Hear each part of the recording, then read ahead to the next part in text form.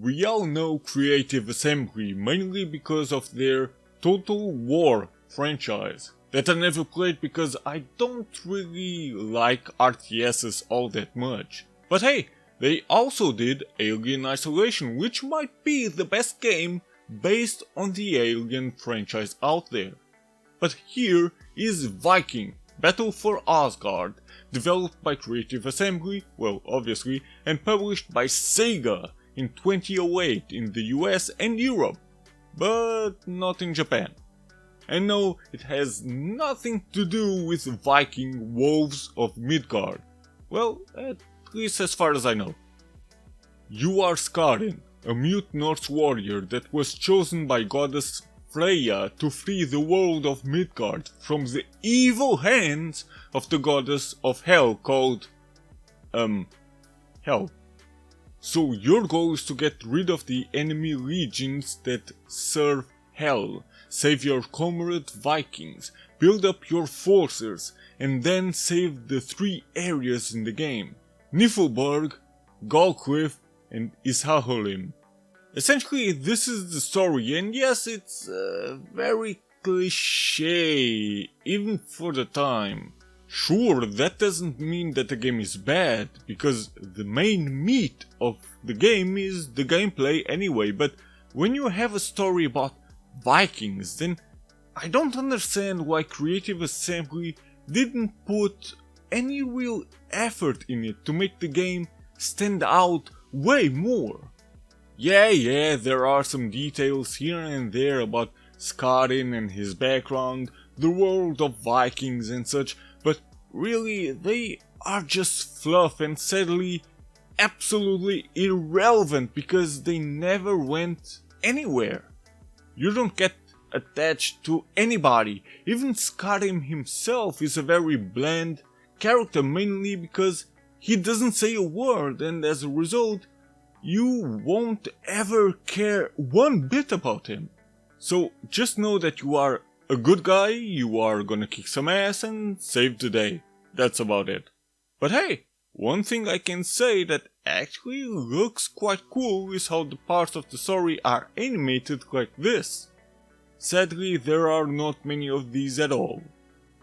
But nobody cares about the story, right? In a game like this, you want to kick some bad guys in the ass, to rip their heads off, to slash them to pieces, to send them to hell for good.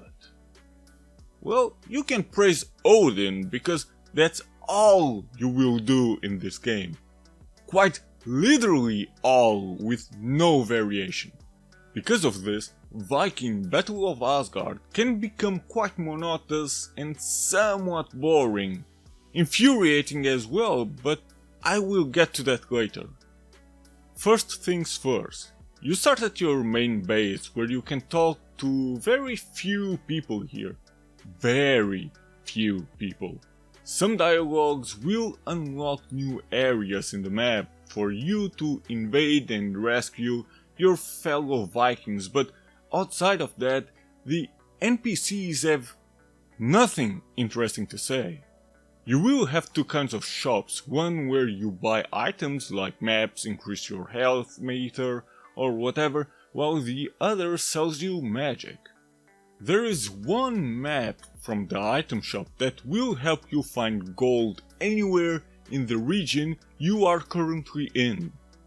Sure, there are also items that recover your health, but really you won't ever need those because the game tends to be on the easy side, even on the hard difficulty. When it comes to magic, you will have fire, ice and lightning.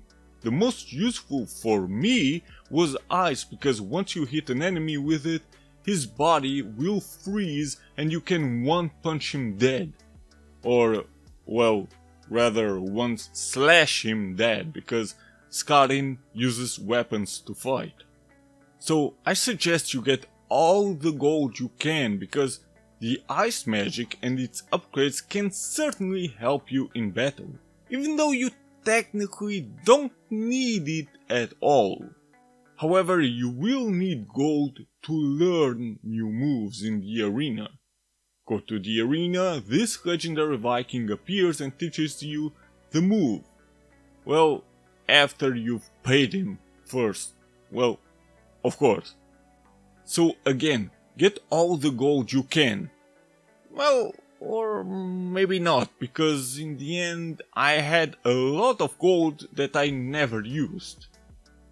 You can actually see the gold, vases or chests if you just walk around.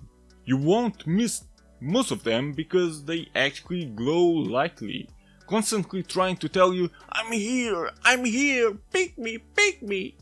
But really, if you buy the maps in the item shop, then you will have a far easier time because the exact location of the gold will appear on the minimap, and trying to find gold will be the only reason to even explore at all, because otherwise there will be no reason for it, which actually defeats the purpose of having maps this big. There is absolutely nothing else to unlock or even discover. Sure, sometimes you might find a few more Vikings that are tied up outside of main bases, but really that's all you get.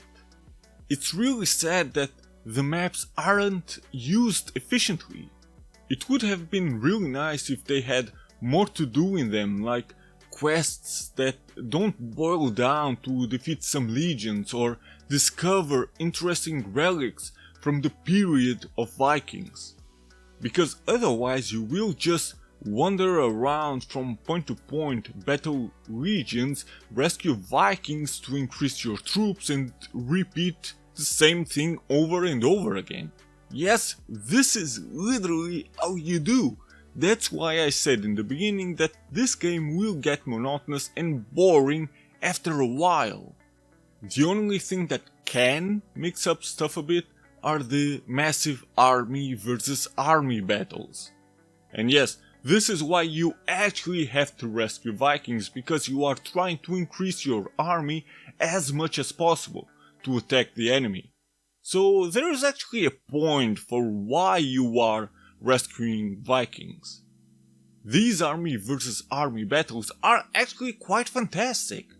Well, fantastic to look at, and the idea is actually quite interesting.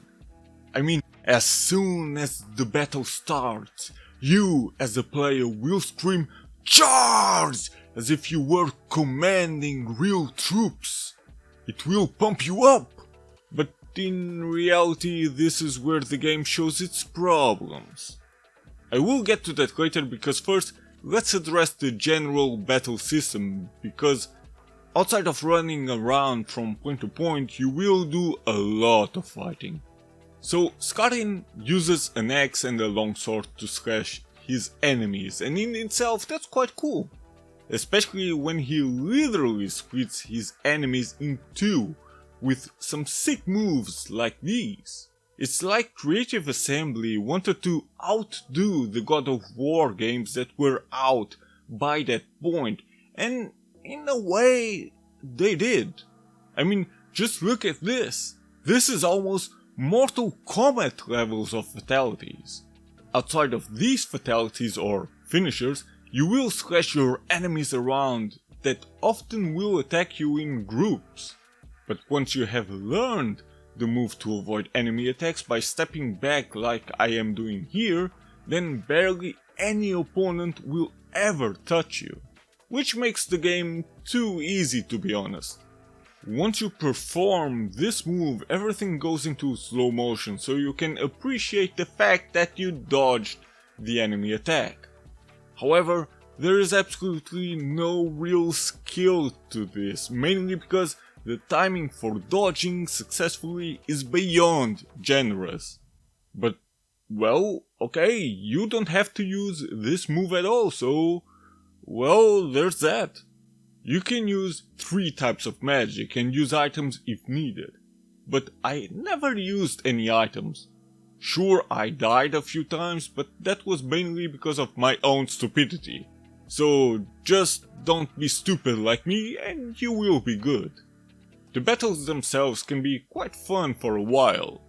slashing enemies around is quite satisfying, but since this is literally all you do, you will get bored after a while. Or at least I did, especially because the enemies are all the same. Sure, there are the typical enemies that are either in skinny form or muscular form. The muscular ones can take a hit or two more. Some have a shield that either are of wood or steel. The steel ones obviously can take a few hits more. And well, etc. The shield ones, since they can protect themselves, technically you would need to break those shields first to be able to hit them. But if you use the dodge move I've mentioned earlier, then most of the time you can bypass their shields quite easily. Then there are shamans that always summon new enemies. If you don't defeat all barriers that are surrounding the shaman, then you cannot hit them. Now, these enemies are a bit more interesting. These so-called champions are massive and can be quite fun to fight, even though you defeat them the same way you defeat everybody else. No, there is no real strategy to any kind of enemy, not even the final boss, and oh boy, I will get to that. After a few hits, these champions start to get exhausted, and this is where a quick time event starts, similar to God of War. Just press the buttons and you are done. I never really liked quick time events, but they are fine here. These golem things, which are also champions, surely take a lot more hits than the armored champions, and there will be 3 quick time events before you defeat them for good, but ultimately they are all the same as any other enemy. Just dodge its attacks, hit back and defeat him. One really missed opportunity are the dragons. So throughout the game you will have to find stones that will free 3 dragons total, 1 per region. And they are quite cool, especially when you can see them flying around while you travel from point A to point B. However, you cannot use them to travel. You know, like flying on them or something. I mean, sure, that's why these teleport things are in the game, but still, it would have been cool to be able to fly on the dragons or even interact with them. But no, instead, the only thing they are used for is when army battles happen, and you still cannot use them freely. You need dragon gems for you to be able to give them the order to attack a specific point on the map. You get those dragon gems by either defeating shamans or defeating champions. And this is where I ask, why not use the dragons more? I mean, something like you fly on them and then fight an enemy that is also flying on a dragon. That would have been really cool to see dragon versus dragon, but sadly none of that was meant to be for some reason. Another missed opportunity is your army. Because throughout the story you will free Vikings to expand your army, and that's actually kinda cool. But even though you technically are the commander, you cannot give them any orders. There are no tactics or anything, they just charge like headless chickens and try to hit whatever enemy is in front of them. Well, almost. Because during these fights, the goal is to weaken the enemy's army by defeating the shamans, because the shamans are the source of the enemy's army's strength. You know, because they constantly summon new enemies. However, literally nobody in your army will actually attack a shaman, even if their way is free to do so. Instead, you have to defeat them. Even when it comes to the champions, your army also struggles a lot against them. In fact, I don't think they are able to defeat champions at all because of the QuickTime events. Meaning, the QuickTime events necessarily need to happen for those champions to be defeated. And I mean, we are talking about Creative Assembly here, a team that has been working on the Total War series for the longest time. So if anybody knows about strategies and commanding armies, I assumed it would be them. But instead, you see headless chickens fighting headless chickens. Quite a shame. There are quite a few other issues as well. The sound is a major one. Now, during the army battles, there is an epic sounding music track playing, which enhances the action that is on screen, and that was quite awesome. But for some reason, during every other event, or even when you are just walking around, you barely hear any background music, mainly because there is none. But honestly, this part didn't bother me too much. I mean, sometimes just listening to ambient sounds can be quite immersive. What bothers me, however, is that a lot of sound effects seem to be missing. A lot of which during the army battles, where you hear the dragons roar or something, but the effects of swords clashing or fire burning seem to have been forgotten. It doesn't always happen, but it happens a lot. But hey, the voice acting is actually quite okay. Graphically, the game also suffers. I'm not talking about how the characters look, because they are fine, I guess. Nothing special, but still fine, I guess. But when they talk, in certain sequences they don't even move their mouth, which is weird. The world itself looks quite fine, I guess. I mean, it's nothing all too special, but it's fine, I guess. One thing I quite like is how the color changes depending on where you are in the map. Because if you are in one area that you have cleared or it belongs to your army, then the color will be bluish, but once you enter enemy territory, the color will slowly change to orange, reddish or something. Or vice versa. What is definitely not a minor nitpick is the massive slowdown that mainly happens during the army battles. What's worse is the fact that the slowdown can get so bad to the point where the whole console freezes. And I doubt it was the console's fault because I've tested it on multiple consoles and it always happens. Even more infuriating is the final battle against Hell. So here you start in the typical army battle, but once that's done you have to climb up a tower and defeat a few enemies along the way to get to Hell. However, this time around you will be on your own while your army stays below and fights the rest of the legions. Then you fight the final boss in two forms. In the first form, she works similar to the typical shaman, while in the second form, she becomes one of those giant things and she's defeated the exact same way as them. So yeah, not much creativity at all to see here. But once you defeat Hell, or at least this happened to me, and when reading through some forums it happened to a lot of other people it seems, then this will happen. Yep, the game will freeze and you can start all over again. So, that's exactly what I did, and guess what? The same damn thing happened again. I did it one more time, and again, same damn thing. It's bad enough when shit like this can happen during other army battles, but during the final boss as well? Nah man, absolutely not. I've tried it multiple times and when the game froze every single time, I went, okay, you know what?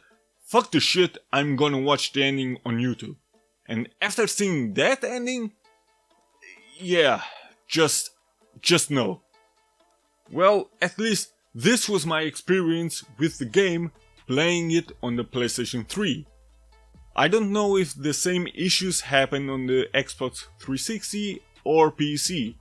I don't know, they might work better.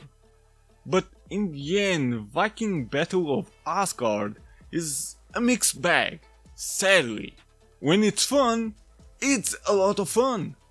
But when it has problems, it has a lot of problems. The game as a whole doesn't look too impressive, even for the time. And it sounds quite weird because many sound effects are bafflingly missing for some reason. The game would have benefited a lot as well from any kind of break from the battle monotony and tediousness, but if you play it in short bursts, and considering everything else I've mentioned, then this game is an okay-ish experience, I guess. I mean, it had the potential to be a lot more, but sadly, and it's quite painful to say, it wasn't meant to be.